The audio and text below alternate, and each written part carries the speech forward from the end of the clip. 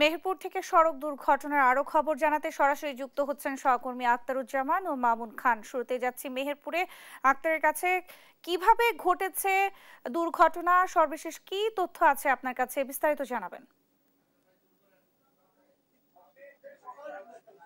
ধন্যবাদ নেন্সি। আপনি যেমনটি বলছিলেন যে নাটোরের বড়াই গ্রামে মাইক্রোবাস এবং ট্রাকের মুখোমুখি যে সংঘর্ষ হয়, সেই সংঘর্ষে কিন্তু ঘটনাস্থলে মারা যায় 6 জন, চিকিৎসাধীন অবস্থায় মারা যায় চালক সহ আরো 2 জন, মোট 8 জনের মৃত্যুর খবর পেয়েছি আমরা এ পর্যন্ত। তার মধ্যে মেহেরপুরের যে গাংনী উপজেলার বেতবাড়িয়া গ্রামের 2 জন, তারা মাইক্রো বোঝাই হয়ে সিরাজগঞ্জের উদ্দেশ্যে যাচ্ছিলেন।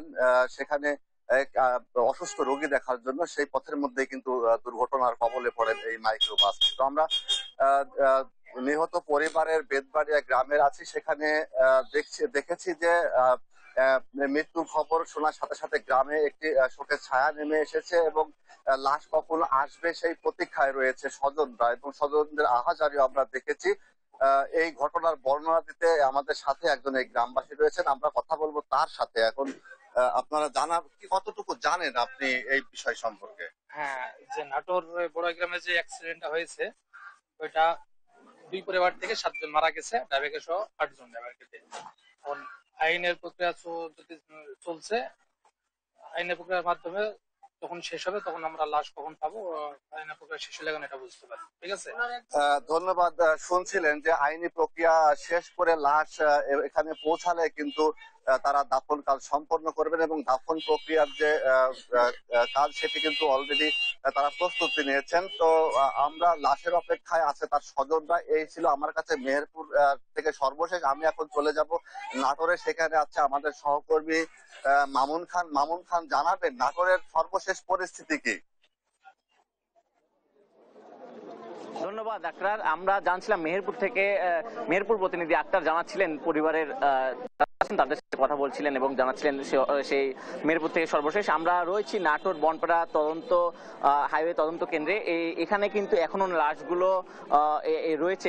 কিছুক্ষণের মধ্যে কিন্তু আইনি প্রক্রিয়া শেষ করে এই লাশগুলো নিয়ে মেহেরপুর এবং কুষ্টিয়ার উদ্দেশ্যে রওনা করবেন। এবং আমি আরো একটু জানিয়ে রাখি যে নাটোর বড়াইগ্রাম উপজেলার যেই তরমুজ পেট্রোল পাম্প রয়েছে, সেখানে কিন্তু আজকে সকালে 10টা 20 মিনিটের দিকে একটি সড়ক দুর্ঘটনা ঘটে।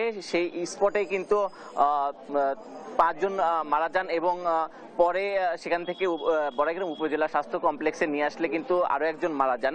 তো তারপরে এখান থেকে 2 জনকে রাজশাহীতে নিয়ে গেলে কিন্তু তারা 2 জন কিছুক্ষণ আগে মারা যায় বলে আমাদেরকে এই বনপাড়া হাইওয়ে পুলিশের ওসি যিনি রয়েছেন তিনি কিন্তু আমাদেরকে জানিয়েছেন। আমরা সর্বশেষ জানার চেষ্টা করছিলাম যে বনপাড়া এই হাইওয়ে তদন্ত কেন্দ্রের এখানে, এবং আমরা একটু আত্মীয় স্বজনের সাথে যদি একটু কথা বলি কিছুক্ষণের মধ্যে, আপনারা কি কেউ একটু যদি একটু কথা বলতেন? তারা কিন্তু এখনো মর্মাহত, এবং তারা কিন্তু এখানে অবস্থান করছেন এখনো। কিছুক্ষণ পরে কিন্তু এই লাশগুলো ওই দিকে তাদের মেহেরপুরের উদ্দেশ্যে এবং কুষ্টিয়ার উদ্দেশ্যে নিয়ে যাবেন, এবং পুলিশের কার্যক্রম কিন্তু এখনো চলছে, এবং তারা কিন্তু আইনি যে কার্যক্রমগুলো সেগুলো কিন্তু শেষ করে নিয়ে যাবেন বলে আমাদেরকে জানিয়েছেন। এবং নাটোরের এই সড়ক দুর্ঘটনাটা কিছুদিন পর পরে কিন্তু ঘটে। এই অতিরিক্ত জোরে ড্রাইভ করার জন্য কিন্তু এই দুর্ঘটনাগুলো ঘটে। নাটোরের যেই বড়াইগ্রাম উপজেলা রয়েছে, এখানে কিন্তু বিগত দিনে অনেকগুলো দুর্ঘটনা ঘটেছে বলে স্থানীয় এবং প্রশাসনের মাধ্যমে আমরা জানতে পাই।